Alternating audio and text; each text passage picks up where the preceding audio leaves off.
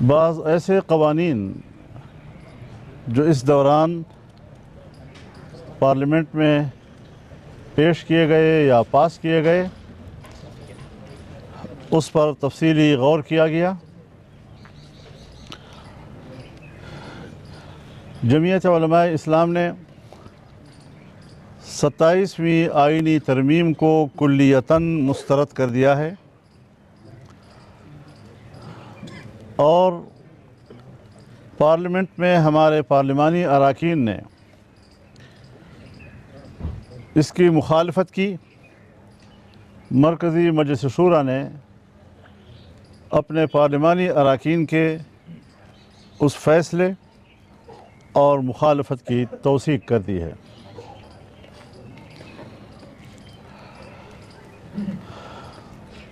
سب سے پہلے بنیادی مسئلے کو دیکھنا ہے کہ 1 سال قبل 26ویں آئینی ترمیم پارلیمنٹ میں لائی گئی اور 1 ماہ 1 ہفتے تک جمعیت علماء اسلام کے ساتھ حکومت کے مذاکرات ہوتے رہے۔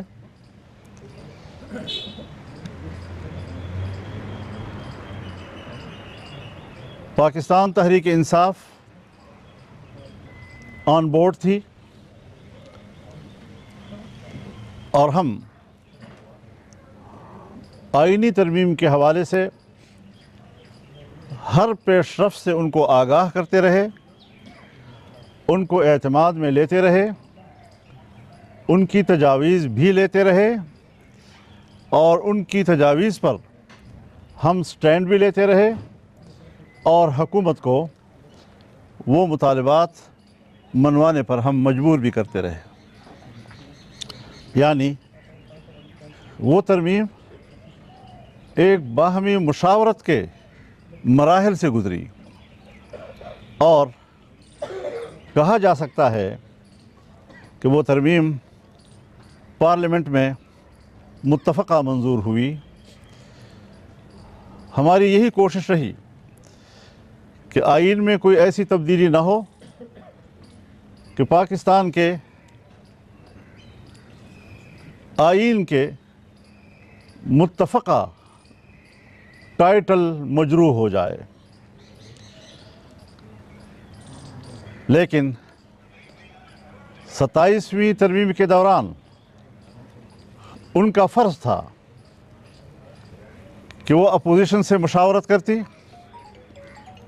یا کم از کم جمعیت علماء اسلام کہ 26ویں ترمیم ہمارے ساتھ ایک عہد و پیمان تھا، انہوں نے ایک فریق کو اس دفعہ مکمل طور پر نظر انداز کیا۔ نظر انداز کیوں کیا؟ اس کی وجوہ بالکل واضح ہیں کہ انہوں نے جبری طور پر اراکین کو توڑا پارٹیوں سے اور ایک جعلی اکثریت بنائی۔ یہ پارلیمنٹ کی فطری اور طبعی اکثریت نہ تھی، بلکہ یہ 2/3 اکثریت جبری اور جعلی تھی۔ یہ سب کچھ پارلیمنٹ اور جمہوریت کے اقدار کے خلاف ہوا۔ اس سے حکومت کی عزت میں اضافہ نہیں ہوا۔ جو قوتیں اس ترمیم کو لانے میں مصر تھیں، ان کی عزت میں کوئی اضافہ نہیں ہوا اور اس طرح عوام میں حکومت کی مقبولیت بڑی تیزی سے گری ہے۔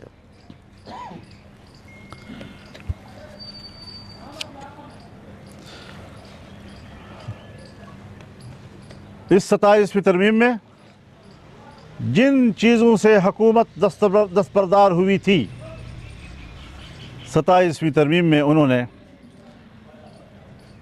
اراکین کے ہاتھ مروڑ کر 2/3 اکثریت بنائی، اور 1 سال پہلے جس کو حکومت نے کہا کہ یہ غلط ہے، ہم دستبردار ہوتے ہیں، آج وہ چیزیں کس طرح صحیح ہو گئیں، آج وہ کس طرح آئین کا تقاضا بن گیا، آج وہ کس طرح جمہوری عمل ٹھہر گیا۔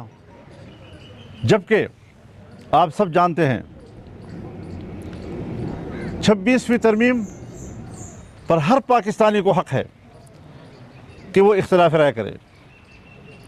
اگر اس کے ذہن میں اشکال ہے، اگر اس کے ذہن میں ابہام ہے اور وہ عدالت میں جاتا ہے، ہم ان کے اس حق کو سلب نہیں کر سکتے۔ چنانچہ لوگ گئے، خاص طور پر اس ترمیم کا جو عدلیہ سے متعلق تھا اس پر لوگ کورٹ میں گئے، اور ابھی تک وہ معاملہ کورٹ میں زیر سماعت تھا، اور دوسری ترمیم لا کر اب ایسی پیچیدگیاں پیدا کی گئیں کہ خود عدالت کو بھی سمجھ میں نہیں آ رہا کہ اس کے بارے میں کیا رائے قائم کرے۔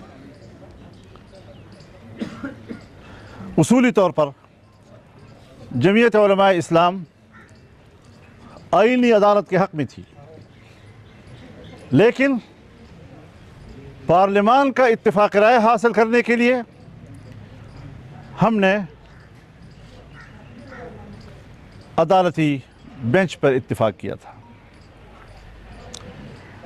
یہ تو جب آئین بھی بن رہا تھا تو اس وقت بھی مختلف معاملات پر مختلف پارٹیوں کے موقف مختلف تھے۔ اس وقت بھی پاکستان پیپلز پارٹی کی 2/3 اکثریت تھی، لیکن انہوں نے آئین سازی میں پارلیمنٹ کے اتفاق رائے کو ترجیح دی، چھوٹے صوبوں کو راضی کیا، ان کے اتفاق رائے کے ساتھ آئین بنا۔ حالانکہ وہاں پر تو کوئی ہارس ٹریڈنگ کی بھی ان کو ضرورت نہ تھی، ایک واضح 2/3 اکثریت تھی، لیکن اپوزیشن کو اعتماد میں لینا، چھوٹے صوبوں کو اعتماد میں لینا، ہر مکتب فکر کو اعتماد میں لے کر آئین بنانا، اس کو ترجیح دی گئی۔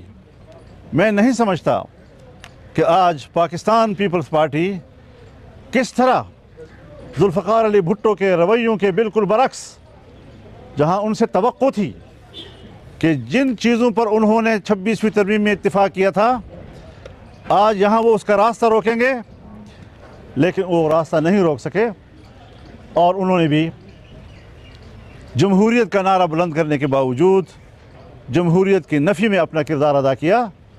ہم ان سے ایک دوستانہ شکوہ ضرور رکھتے ہیں کہ انہوں نے اپنی روایات کو برقرار نہیں رکھا اور ایک غیر جمہوری عمل میں حکومت کا ساتھ دے دیا۔ آئین ایک قومی امانت ہے، آئین ایک قومی اثاثہ ہے، آئین ایک میثاق ملی ہے، یہ پاکستان کی قومی وحدت کی علامت ہے۔ اگر خدا نہ کرے آئین متنازع ہو جائے تو دنیا کی کوئی طاقت پاکستان کو ایک ملک نہیں رکھ سکتی اور پاکستانی کو ایک قوم نہیں بنا سکتی۔ اس آئین پر ہماری کمٹمنٹ ہے۔ بارہا اس ایوان میں ہم اس آئین کے تحفظ کا حلف اٹھا چکے ہیں۔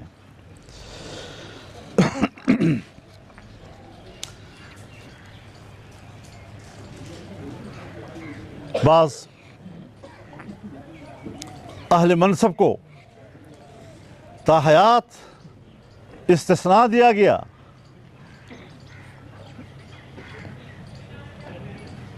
فوجی حکومت میں 8 سال تک زرداری صاحب جیل میں رہے اور ان پر الزامات تھے۔ زندگی کا ایک لمبا عرصہ انہوں نے ان الزامات کے دباؤ میں گزارا، عدالتوں میں ان کی پیشیاں ہوتی رہیں۔ آج اسی کو کہا جا رہا ہے کہ تاحیات آپ کے خلاف کوئی مقدمہ درج نہیں ہو سکے گا۔ میرے ان پر کوئی الزامات نہیں ہیں، لیکن پاکستان کے ادارے، پاکستان کا قانون کیا ان کو 10-15 سال مسلسل عدالتوں میں پیش نہیں کرتا رہا؟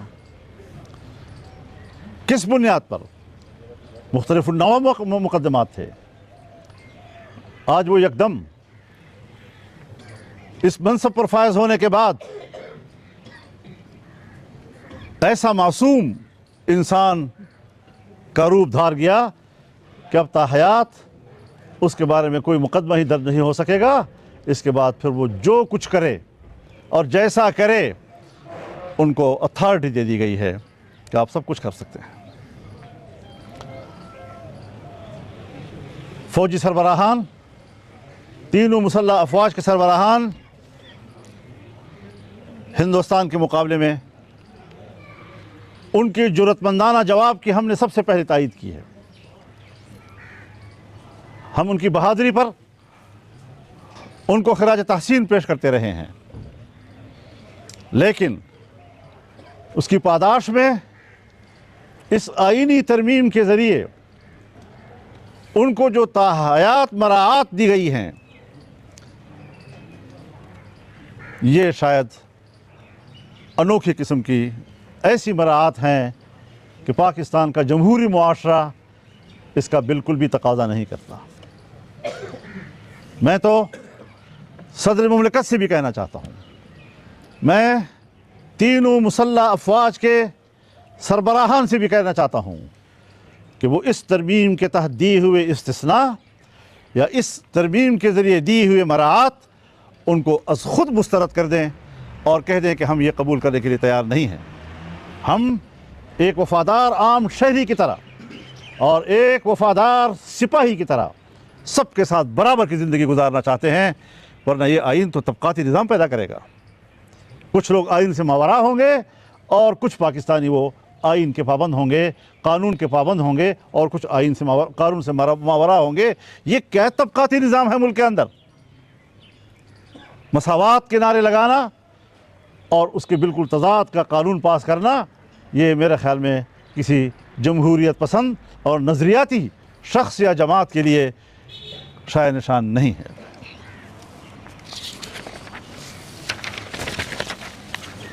صرف یہ نہیں کہ اس قسم کا عمل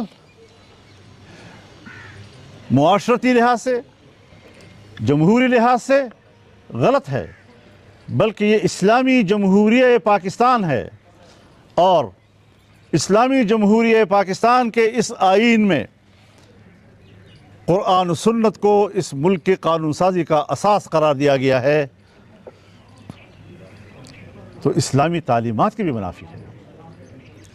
اگر خلفائے راشدین وہ عدالت کے سامنے پیش ہو سکتے تھے، عام شہری ان کو عدالت میں لا کر کٹہرے میں کھڑا کر سکتا تھا، ہمارے حکمران خلفائے راشدین سے بھی بلند مرتبے کے ہو گئے ہیں۔ تاریخ اسلام میں اسلامی دنیا کے سربراہان عدالتوں میں لائے گئے، عدالتوں میں پیش ہوئے، عدالت کے فیصلے ان کے بارے میں ہوئے، لیکن یہاں پر مساوات کی باتیں ہو رہی ہیں، قانون کی نظر میں سب برابر ہیں۔ تو قائد اعظم کے وہ اصول جو پاکستان کے لیے تھے، یہ تو اس کی بھی نفی ہے۔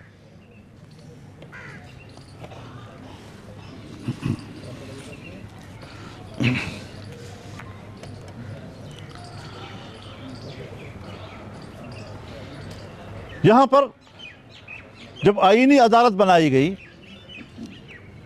ابھی تک یہ فیصلہ نہیں ہو سکا، اور یہاں ابہام موجود ہے کہ چیف جسٹس آف پاکستان کون کہلائے گا، سپریم کورٹ کے چیف جسٹس یا آئینی عدالت کے چیف جسٹس۔ اور یہ کہ وفاقی شرعی عدالت کے کسی بھی فیصلے کے خلاف سپریم کورٹ سے وابستہ شریعت اپیلیٹ بینچ موجود ہے۔ آئینی عدالت کے قیام کی صورت میں اگر شریعت بینچ کا فیصلہ یا شریعت کورٹ کا فیصلہ وہ آئین سے متعلق تھا، تو سپریم کورٹ کہے گا میں تو اس کی سماعت نہیں کر سکتا، اس لیے کہ یہ آئینی مسئلہ ہے، اور آئینی کورٹ کہے گا کہ اس کا دستور میں ہمارے ساتھ کوئی وابستگی نہیں ہے۔ وفاقی شرعی عدالت اور شریعت کی روح سے فیصلے ان کا کیا بنے گا پاکستان میں، ان کے تو مستقبل کا سوچا ہی نہیں گیا۔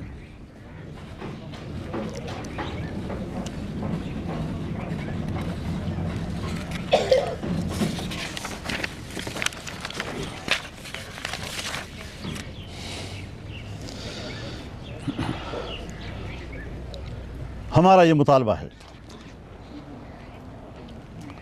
کہ فیڈرل شریعت کورٹ اور سپریم کورٹ شریعت اپیلیٹ بینچ کو فعال بنایا جائے۔ فیڈرل شریعت کورٹ ایک لمبے عرصے سے نامکمل ہے۔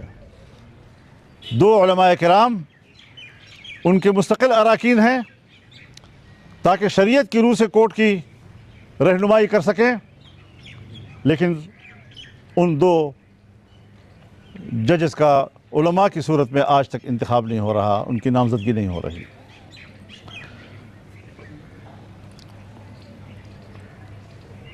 اس لیے ایک تو شریعت کورٹ کو مکمل کرنے کی ضرورت ہے، اور دوسرا اس بات کو واضح کرنا کہ اگر اس کیس کا تعلق آئینی معاملات کے ساتھ ہو تو اس کی اپیل کہاں کی جائے، اس کو آئین میں واضح نہیں کیا گیا۔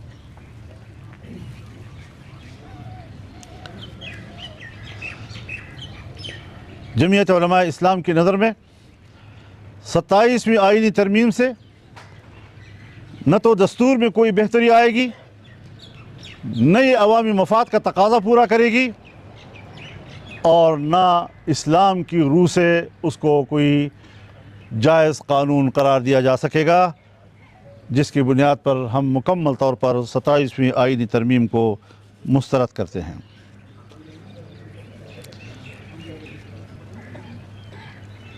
اس پر تو قانونی ماہرین بھی رائے دے رہے ہیں کہ خاص طور پر عدالتوں کو حکومتی کنٹرول میں لانا، اگر تو اس میں پارلیمنٹ کا رول ہے تو پارلیمنٹ کے رول کی حد تک تو بینچ میں بھی ہم نے اس کا اتفاق رائے کیا تھا اور ترمیم آئی تھی، لیکن اس میں مزید جو تبدیلیاں کی گئی ہیں اس کے بعد حکومت ان کو ہر لحاظ سے اپنے پنجے میں رکھنا چاہتی ہے، تو آزاد عدلیہ کا تصور کہاں رہے گا۔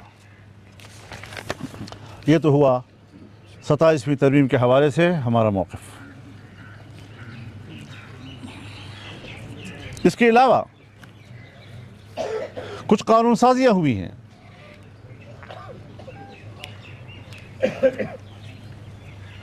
18 سال سے کم عمر کے بچوں اور بچیوں کے نکاح کے بارے میں قانون سازی،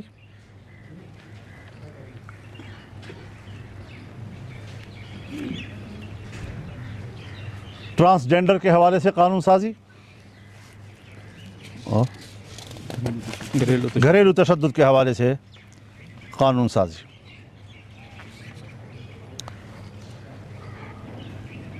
اٹھارہ سال کی عمر سے کم کو نابالغ کہنا، یہ کس شریعت میں ہے؟ کس مکتب فکر نے اس پر یہ بات کی ہے؟ اور پھر قانون کو یہاں تک سخت کرنا کہ اگر 18 سال سے پہلے شادی ہوئی، نکاح ہوا، تو اس کو جنسی زیادتی کہا جائے گا اور اس کو زنا بالجبر سے تعبیر کیا جائے گا اور اس کی سزا دی جائے گی۔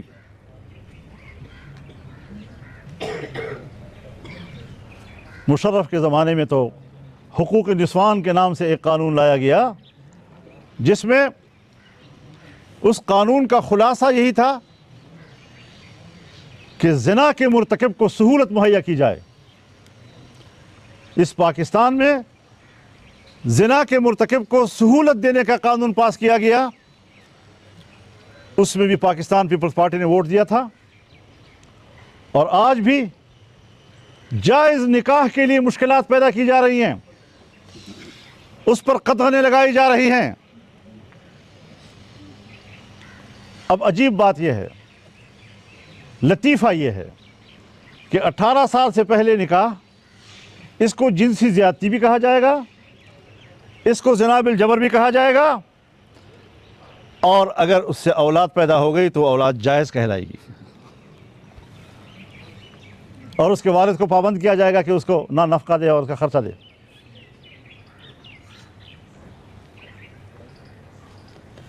بری عقل و دانش بے باید گریخت، مت ماری ہوئی ہے ان لوگوں کی۔ آئین پاکستان پارلیمنٹ کو پابند کرتا ہے کہ قانون سازی قرآن و سنت کے تابع ہوگی۔ آئین پاکستان پارلیمنٹ کو پابند کرتا ہے کہ قرآن و سنت کے منافی قانون سازی نہیں ہوگی۔ آئین پاکستان اسلام کو پاکستان کا مملکتی مذہب قرار دیتا ہے اور اللہ تبارک و تعالی کو کل کائنات کے بلا شرکت غیر حاکم مطلق مانتا ہے، اور پاکستان کے جمہور کو جو اختیار و اقتدار اس کے مقرر کردہ حدود کے اندر استعمال کرنے کا حق ہوگا، وہ ایک مقدس امانت ہے، اور مسلمانوں کو اس قابل بنایا جائے گا کہ وہ انفرادی اور اجتماعی طور پر اپنی زندگی کو اسلامی تعلیمات و مقتضیات کے مطابق جس طرح کے قرآن پاک و سنت میں اس کا تعین کیا گیا ہے ترتیب دے سکیں گے۔ یہ ہمارا آئین کہتا ہے، قرارداد مقاصد کہتا ہے، جو آئین کا حصہ ہے، آرٹیکل 2 اور آرٹیکل 227۔ لیکن ہمارے ان قوانین کے اغراض و مقاصد کو واضح کیا گیا ہے، اور اس میں کہا گیا ہے کہ اقوام متحدہ کے عالمی ایجنڈے کی بنیاد پر ہم یہ قانون پاس کر رہے ہیں۔ اسی کا نام غلامی ہے۔ اب وہ دور ختم ہو گیا کہ دنیا کو آپ قانونی بنا لیں، لیکن ترقی پذیر اور پسماندہ ممالک کو غلام بنانے کے لیے عالمی سطح کے ادارے اور عالمی سطح کے معاہدات سیاسی حوالے سے، دفاعی حوالے سے، اقتصادی حوالے سے وہ ہمیں اس طرح غلام بنا رہی ہیں کہ اگر اقوام متحدہ، انسانی حقوق کنونشن، عالمی عدالت انصاف، عالمی اقتصادی ادارے وہ کوئی پالیسی بنائیں، قانون بنائیں، تو ہمارے جیسے ممالک میں ہمارے اپنے ملک کا آئین اور قانون غیر مؤثر ہو جاتا ہے، اور ان کا قانون اور فیصلہ ہم پر لاگو ہوتا ہے۔ اسی کا نام غلامی ہے، جو کالونی کے ختم ہونے کے بعد برقرار رکھا گیا ہے عالمی سطح پر، اور پاکستان کے حکمران بڑی خوشی سے اس غلامی کو قبول کرنے کے لیے تیار ہوئے ہیں۔ تو ہماری تو بغاوت غلامی کے خلاف ہے۔ ہم نے تو برصغیر میں 300 سال تک غلامی کے خلاف جنگ لڑی ہے، قربانیاں دی ہیں۔ کسی قیمت پر بھی اس طرح کی قانون سازی کو قبول نہیں کیا جا سکتا۔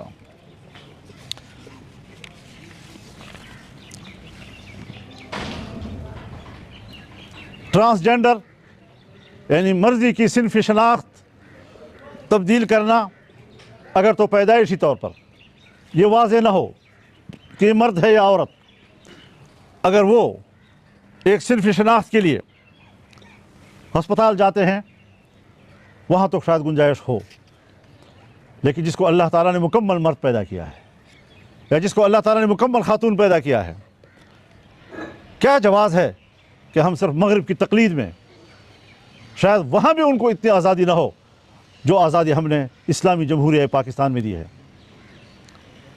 میاں شہباز شریف سے ہمیں یہ توقع تو نہیں تھی، مسلم لیگ سے ہمیں یہ توقع تو نہیں تھی کہ وہ اس حد تک جائے گی۔ ہم تو سمجھے تھے کہ یہ وہ مسلم لیگ نہیں جو انگریز کی وفادار تھی، ہم تو یہ سمجھ رہے تھے کہ اب یہ پاکستانی مسلم لیگ ہے، لیکن ان کے اندر آج بھی غلامی کے دور کے جراثیم زندہ ہیں، اور جس کے مظاہر آج ہم اس وقت اس جماعت کے اندر دیکھ رہے ہیں۔ ہمیں توقع نہیں تھی ان سے۔ اس سلسلے میں میں ایک اور بات کا بھی اضافہ کروں کہ دینی مدارس کے حوالے سے جو رجسٹریشن کا قانون پاس ہوا تھا، نہ اس پر ابھی تک کوئی عمل ہو رہا ہے۔ اسلامی نظریاتی کونسل کے سفارشات کو زیر بحث لانے کے لیے اس کو پارلیمنٹ میں پیش کرنا 1 سال ہو گیا ہے، ایک سفارش بھی آج تک زیر بحث نہیں لائی گئی۔ یعنی عمل درآمد یا ہے نہیں، یا نیت اور ارادے اس کے برعکس ہیں، وہ دینی مدارس کے ساتھ بھی اور اس کے حوالے سے ہونے والے قانون سازی کے ساتھ بھی اور اپنے کیے ہوئے قانون سازی کے ساتھ بھی منافقت کر رہے ہیں، اور وہ اسلامی نظریاتی کونسل کے سفارشات کے ساتھ بھی منافقت کر رہے ہیں۔ ان کو سیدھی راہ لینی چاہیے۔ حکمران پر آئین کی پیروی بہت لازم ہے۔ عام شہری سے غلطی ہو جاتی ہے، لیکن حکمران وہ اپنے آپ کو قانون و آئین سے ماورا نہ سمجھے۔ ہم اس سلسلے میں اتحاد مدارس دینیہ، وفاق المدارس العربیہ اور تمام مکاتب فکر سے رابطہ کر رہے ہیں، اور انشاءاللہ پورے ملک میں سیمینارز منعقد کیے جائیں گے۔